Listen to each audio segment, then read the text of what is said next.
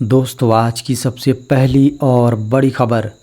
झारखंड के शिक्षा मंत्री जगन्नाथ महतो का चेन्नई के अस्पताल में निधन। झारखंड के शिक्षा मंत्री जगन्नाथ महतो का गुरुवार को चेन्नई के हॉस्पिटल में निधन हो गया है। चेन्नई के अस्पताल में इलाज के दौरान उन्होंने अंतिम सांस ली। 2020 में उन्हें कोरोना हुआ था। इन्फेक्शन इतना बढ़ गया था कि उनके फेफड़े का ट्रांसप्लांट करना पड़ा था। उसके बाद से वो लगातार बीमार चल रहे थे। जगन्नाथ महतो के निधन पर मुख्यमंत्री हेमंत सोरेन ने कहा, अपूरणीय क्षति। झारखंड के शिक्षा मंत्री जगन्नाथ महतो का चेन्नई के अस्पताल में निधन हो गया। उनके निधन पर मुख्यमंत्री हेमंत सोरेन ने कहा, अपूरणीय क्षति। हमारे टाइगर जगन्नाथ दा नहीं रहे। उन्होंने कहा कि आज झारखंड ने अपना एक महान आंदोलनकारी, जुझारू, कर्मठ और लोकप्रिय नेता खो दिया। चेन्नई में इलाज के दौरान आदरणीय जगन्नाथ महतो जी का निधन हो गया।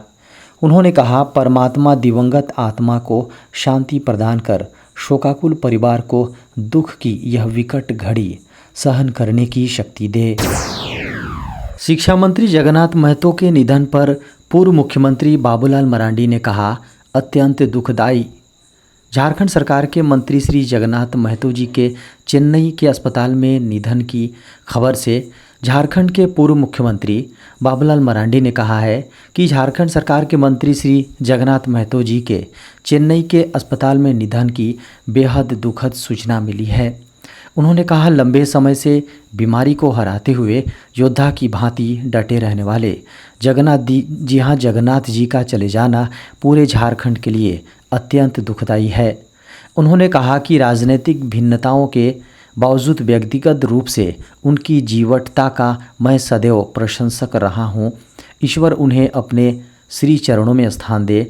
भावभीनी श्रद्धांजलि। झारखंड के शिक्षा मंत्री जगन्नाथ महतो का ये सपना रह गया अधूरा। झारखंड के शिक्षा मंत्री जगन्नाथ महतो का चेन्नई के अस्पताल में निधन हो गया।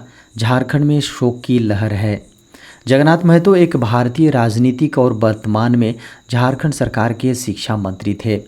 वे भारत के झारखंड राज्य की डुमरी विधानसभा सीट से जेएमएम के विधायक थे। सबसे बड़ी बात यह है कि वे अपने जीवन काल में बेरमो में पॉलिटेक्निक कॉलेज बनाना चाहते थे, लेकिन उनका यह सपना अधूरा ही रह गया। 21 अप्रैल से शुरू होगी मैट्रिक इंटर के कॉपियों की जांच। जैक की मैट्रिक और इंटर की परीक्षा खत्म होने के बाद अब कॉपियों के जांच की बारी है।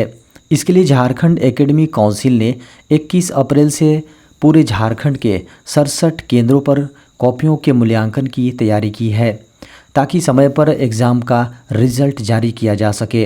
बता दें कि 14 मार्च से 5 अप्रैल तक झारखंड में आयोजित इस परीक्षा के अंतिम दिन इंटरमीडिएट की परीक्षा खत्म हुई।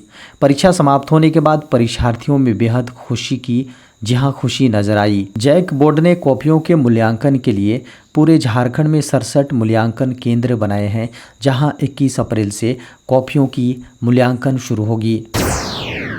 झारखंड में 11वीं जेपीएससी सिविल सेवा एग्जाम की अधियाचना भेजने में जुटी सरकार। झारखंड सरकार के विभिन्न विभागों में बड़े पैमाने पर रिक्त पड़े पदों को भरने की तैयारी शुरू की गई है। इसके तहत झारखंड में जल्द ही लोक सेवा आयोग यानी जेपीएससी के माध्यम से 11वीं सिविल सेवा नियुक्ति प्रक्रिया शुरू किए जाने की संभावना है। कार्मिक विभाग इस संबंध में विभिन्न विभागों से मिली रिक्तियों के बाद अधियाचना झारखंड लोक सेवा आयोग को भेजने की तैयारी में है। खबरों को माने तो राज्य प्रशासनिक सेवा के लगभग 400 पदों पर नियुक्ति होगी। अधियाचना भेजने में हुई देरी के पीछे पीटी परीक्षा में आरक्षण के प्रावधान को लेकर निर्णय नहीं होने के कारण बताई जा रही है।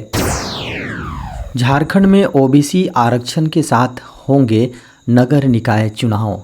झारखंड में नगर निकाय चुनावों में पिछड़ा वर्ग यानी ओबीसी को आरक्षण देने के लिए ट्रिपल टेस्ट कराने की पहल शुरू हो गई है। नगर विकास विभाग ने ट्रिपल टेस्ट के लिए आयोग का गठन प्रस्ताव मुख्यमंत्री हेमंत सोरेन को भेजा है। अब जल्द ही उच्च न्यायालय के रिटायर्ड या वर्तमान जस्टिस की अध्यक्षता में आयोग का गठन होने की संभावना है। इसके बाद आयोग की अनुशंसा पर ओबीसी आरक्षण का प्रावधान कर सरकार नगर निकाय चुनाव कराने की दिशा में कदम बढ़ाएगी। खबरों को माने तो सरकार की 2 से 3 महीने के भीतर ट्रिपल टेस्ट कराकर नगर निकाय चुनाव कराने की तैयारी है।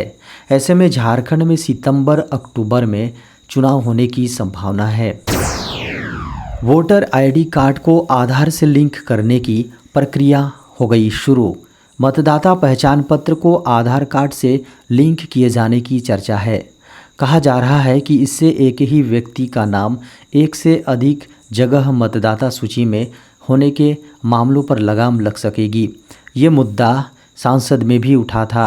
संसद में इससे संबंधित एक सवाल का सरकार की ओर से जवाब भी दिया गया। बजट सत्र के अंतिम दिन प्रश्नकाल के दौरान आधार कार्ड से मतदाता पहचान पत्र यानी वोटर आईडी लिंक किए जाने की प्रक्रिया को लेकर लिखित सवाल किया गया। इस सवाल का सरकार की ओर से कानून मंत्री किरेन रिजिजू ने लिखित जवाब दिया। किरेन रिजिजू ने लिखित जवाब में राज्यसभा को ये जानकारी दी कि वोटर आईडी कार्ड को आधार कार्ड से लिंक करने की प्रक्रिया अभी तक शुरू नहीं हुई है। उन्होंने साथ ही ये भी कहा कि इसके लिए तैयारियां चल रही हैं और आधार कार्ड से वोटर आईडी कार्ड को लिंक करने के लिए किसी तरह की कोई टाइमलाइन नहीं निर्धारित की गई है। ऑनलाइन गेमिंग के लिए सरकार ने जारी किए नए नियम। सरकार ने ऑनलाइन गेमिंग से संबंधित नए नियम गुरुवार को जारी करते हुए सट्टेबाजी एवं दांव लगाने से संबंधित किसी भी गेम को प्रतिबंधित कर दिया है। सूचना प्रौद्योगिकी मंत्रालय ने सट्टेबाजी और जुए के विज्ञापनों के खिलाफ नई परामर्शी चेतावनी जारी की है। इस चेतावनी में मीडिया को सट्टेबाजी के प्लेटफॉर्म को बढ़ावा देने से परहेज करने की सलाह दी गई। मंत्रालय ने भारतीय कानूनों का उल्लंघन करने वाले सट्टेबाजी प्लेटफॉर्मों के विज्ञापनों पर भी रोक लगाने की सलाह दी है। इसके साथ ही सूचना प्रौद्योगिकी राज्य मंत्री राजीव चंद्रशेखर ने स्वनियामक संगठनों यानी SRO का एक प्रारूप भी जारी किया है। वहीं इलेक्ट्रॉनिक्स एवं सूचना प्रौद्योगिकी ने ऑनलाइन गेमिंग के लिए नए नियम जारी करते हुए कहा कि ऑनलाइन गेम की अनुमति मानदंड अनुमति के मानदंड निर्धारित करने के लिए नया स्वनियामक संगठन होगा। वहीं इलेक्ट्रॉनिक्स एवं सूचना प्रौद्योगिकी राज्य मंत्री राजीव चंद्रशेखर ने कहा, दांव लगाने या सट्टेबाजी से जुड़े ऑनलाइन गेम नए ऑनलाइन गेमिंग नियमों के अनुरूप नहीं माने जाएंगे।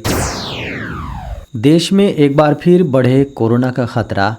केवल 2 दिन में बढ़े 80% मामले। देश भर में एक बार फिर कोरोना केस बढ़ते नज़र आ रहे हैं।